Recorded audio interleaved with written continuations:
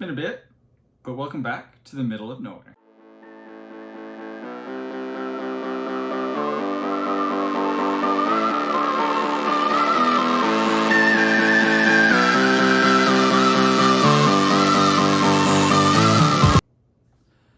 So, I recently saw a video done by the fantastic Patrick Ryan. If you haven't checked out his channel, I highly recommend it. It is linked down in the description box. And it was a new tag that he created. And it's all about Mistborn May. And I loved it. I'm also a big fan of Mistborn. If you haven't read it, that's okay. It involves metals that give you the powers to push and pull on a variety of different things. And he created this tag to talk about some books that way. And I thought it would be a really fun idea, so I reached out. He didn't tag me, but I reached out and asked if I could do it. And it's the beginning of the tag, and I'd love to see a lot of other people do this tag as well. So I decided to give it a go. So here's my shot at the Allomancy Tag. I decided not to hold up any books. I'm just going to do all the editing pictures in right after, as it became super easy and I didn't own all of the books in a physical format. And so this way it stays consistent and I can block out right here in my window. Makes a great backdrop for those pictures. Anyway, here we go. So Allomancy Tag. First is Iron, and it is a book that you pulled forward on your TBR. I have to say my pick for this one was The Bone Ships by R.J. Barker. I received an email saying that the book 3 had come out. I hadn't heard of the book beforehand, and my local bookstore sent me an email saying, hey, or no, it was Orbit Books who sent me an email saying, hey, book 3's out by the trilogy. I was like, this sounds really, really cool. And so I went out and bought book 1 and immediately read it.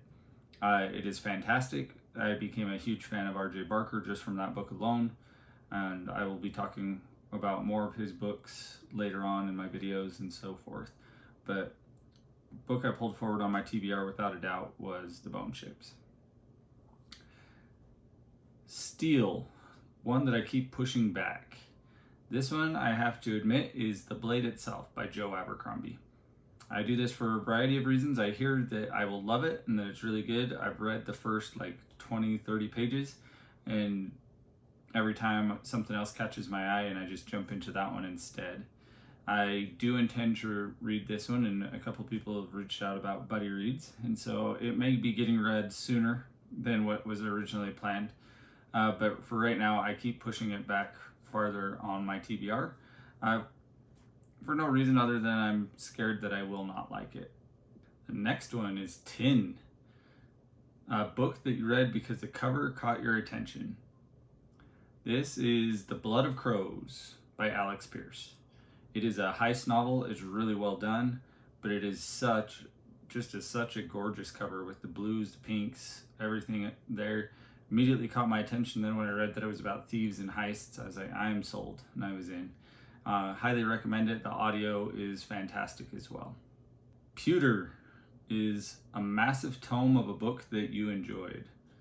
I read a lot of epic fantasy, but without a doubt this has to go to any one of the Stormlight Archive books. But I picked The Way of Kings, book 1 in that series. Holds a dear spot in my heart. Always mentioned as one of my favorite books ever. And not because it's the most well written, but just read at a time in my life that I needed it and really enjoyed it. And it clocks in at over 1,000 pages. I know the other books are bigger, but that's the one that I've enjoyed the most, so I gave it the Pewter tag. Zinc, a book that made you emotional. This is kind of hard because I don't really get emotionally attached to the books, but the one that I can really remember and really stands out to me as far as hitting my emotions is The Legend of Blackjack by A.R. Witham. It has some moments in there that really struck home to me and really pierced my heart, and that gave me some strong emotional pull in that book. Highly, highly recommend. Really enjoy it, especially some of the tropes and themes that he uses in there, and it pierced the stone cold heart that is within my breast. Brass, a cozy comfort read. This one was really difficult for me. I don't read a lot of cozy books, but perchance I haven't read Legends and Lattes. I know a lot of people love it, but it just doesn't call to me to be read, and so I haven't read it yet. I went with another Brandon Sanderson book, his really low grade. To me, it was just a lot of fun, kind of made me smile, and that is his Alcatraz versus the Evil Librarians book. I read it in a day, just kind of whimsical, kind of fun, still fantasy elements, still has some of his flair, but just a lot. It was just fun. And so for me, that was my cozy comfort read. I can't say that I read it all the time or that I have any plans to, but that's the only one that I could think of that really fit that tag. Copper, a guilty pleasure read or any book you read that you didn't advertise to your friends. This one also was kind of difficult. I'm pretty open and honest that I've read a whole bunch of things. I debated about a couple, but I went with Mary Higgins Clark books, The Moonlight Becomes You. I remember reading this a long time ago. I don't advertise that I read a lot of her books, but I remember enjoying them a lot when I was in middle school and high school and really liked that mystery element. I know this is supposed to be more SFF, but I read a lot of different genres, and that this was the book that really hit that spot for me. So that's one I don't advertise a lot, but really enjoyed it. Also almost made me pass out because I held my breath for a little bit when I was in high school. Really got immersed into that read. Bronze, a buddy read.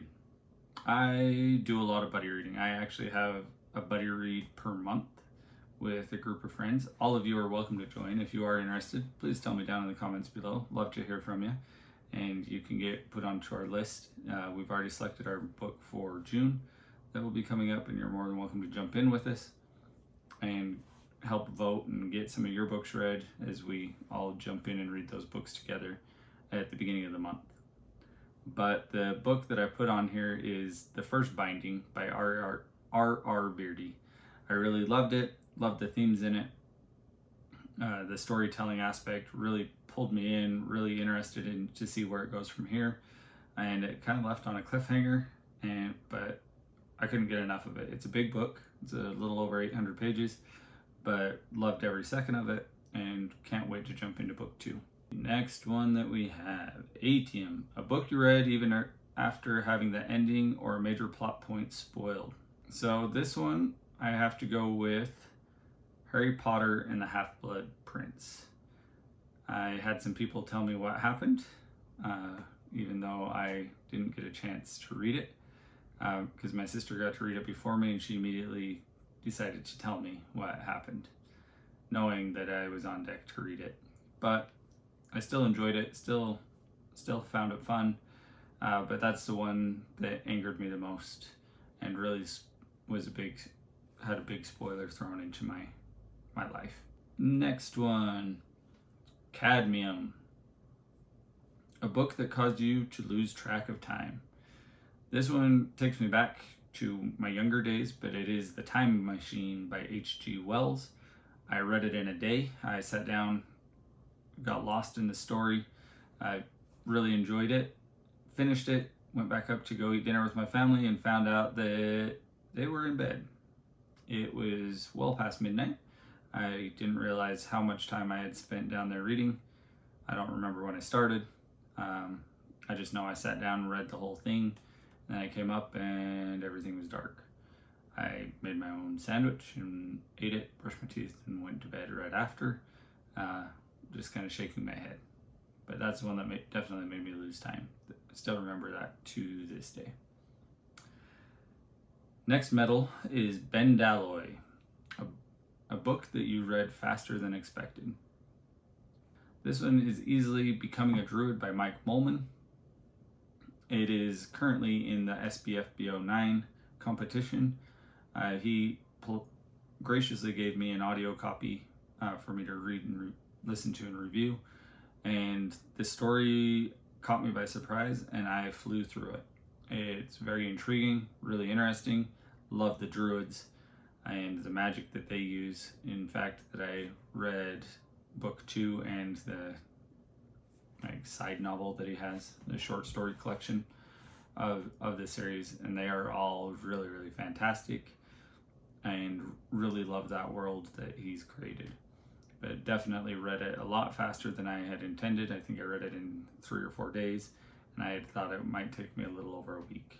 Gold, a book you might have liked if done something differently. So this is like if I had consumed it in a different type of format or a different time in my life, that type of thing. And I might have to say this would be Legacy of a Bright Wash. I read by Crystal Matar.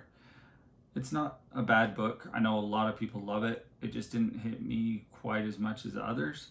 I know it's also now been narrated and has an audiobook format, and I might have enjoyed it a lot more if I'd consumed it in that format instead of the physical format that I did read it in.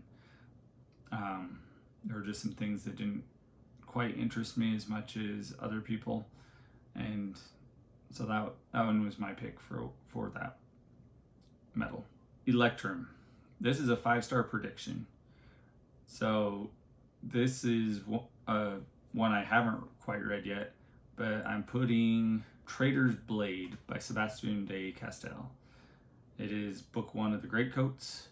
I was introduced to his writing by his new one that was just released, The Malevolent Seven. I've shouted out his praise multiple times. Still love it. It's not recency bias, but I will continually say that I really, really enjoyed that book. So anticipate really loving The Greatcoats, as everybody else seems to love it. But that is my 5-star prediction. Next medal that is on the list is Chromium, a book you read based on a recommendation or review that you DNF'd or that sent you into a slump.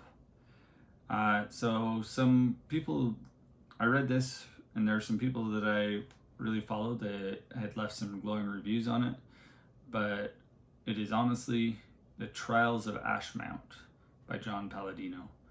I got through about 20% and ended up DNFing. Couldn't connect with any of the characters. They had no emotions, and then there was a big scene that I just did not agree with and didn't see it getting any better from there, and so I DNF'd that one. The next medal is Nicrosil, a series a friend recommended that you ended up binging. So I kind of cheated on this one. I'm currently binging the series. I'm reading all of it, but I went with the Red Rising trilogy. It was recommended by multiple friends in order for me to read.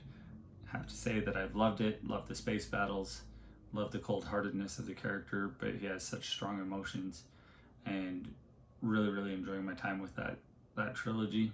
And so that was my pick for the Nicrosil. Aluminum, a book or series that left you hungover.